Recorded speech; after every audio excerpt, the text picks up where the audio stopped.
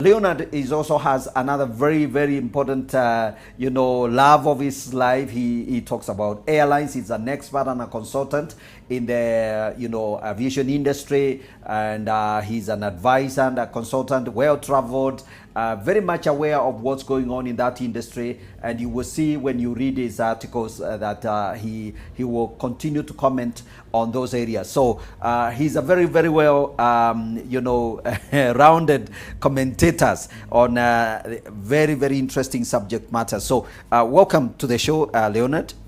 Of course, I think one of the things you need to address as you come onto the set is the fact that you are a journalist and as a business expert advisor in the aviation industry. So what are you dealing with right now? What let's touch a little bit of that before we come to the football.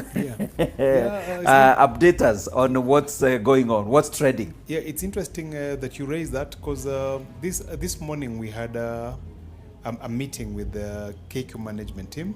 Yeah. And we're just talking about the challenges of the aviation sector. Right. And the proposals to mitigate a lot of those challenges. It's exciting what KQ has.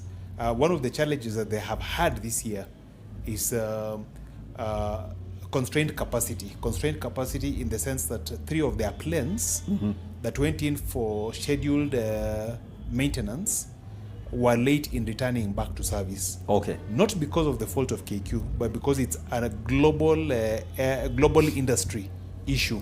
Okay. Where you have all these planes coming up for scheduled maintenance, all going to workshops, particularly engine workshops, more or less at the same time. Okay.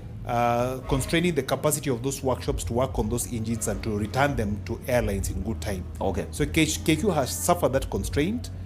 3 planes were down at the beginning of this year, which brought their capacity, their operational capacity, down to 80%. Okay. And that may have I think there are implications on the bottom line, or definitely implications on the bottom line of KQ. Okay. This year.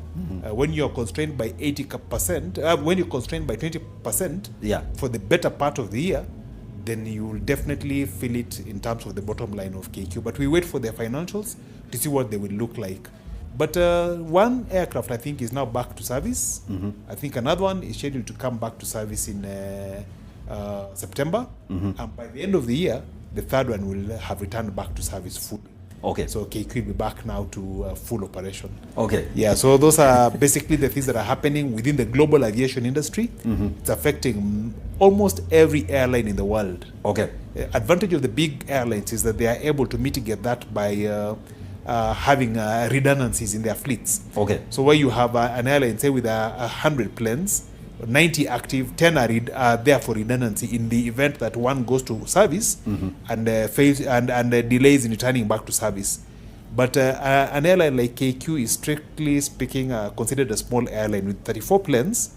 It does not have any redundancy.